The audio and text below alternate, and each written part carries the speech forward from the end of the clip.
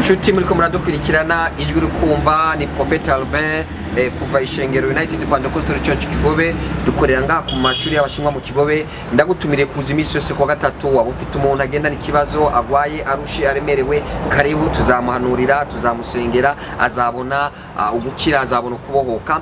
Dimanche naho nyene tuba dufite hano nyene mu mashuri y'abashinwa mu Kigobe tuba dufite service nziza, service y'intsinzi naho tubona ubwirwa neza kw'Imana. Ariko kandi na samedi kwa Nyeshengero nawe we bifuza kuja kwihema kumva Imana iravugana n'ijwi ryawe, turagutumiriye kandi nkagutumirira kuza muri service dukorera aha muri Centre Ville mu gisagara ca Bujumbura kuri Hotel Pacifique.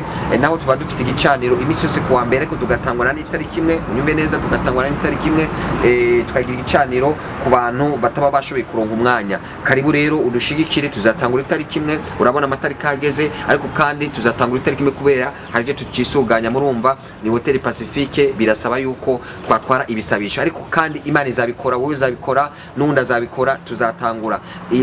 Nabo mu Kanyosha ntabwo twabibagiye, ca gicaniro kiraje, igicaniro kiraje hagati y'Ibarabara rya 6 n'Ibarabara rya 7, no tuzakorera imisi yose kuwa gatanu. Tuzaba dufite service nziza guhera saa 6 ndetse na samedi naho tuzogira service nziza. Turagutumira rero kuza, uzana abagwaye, uzana umuntu yaboshe kugira ngo babohwe. Kandi kino gihe turimo ni gihe cyo kurondera agakiza, ni gihe cyo kwakira Yesu Kristo nk'umwami n'umukiza, ni gihe kuko isi iri kwirahinduka. Ndagutumira rero kuza. Inimero ya ushaka nimero yo kuturondera kuwatunda kwiyo nimero iri kuri screen, ushaka kudushigikira munsi ariko rimikashi na Eco Cash Yesu Kristo aguhereza icyo umutima wawe wifuza, tuzasubira.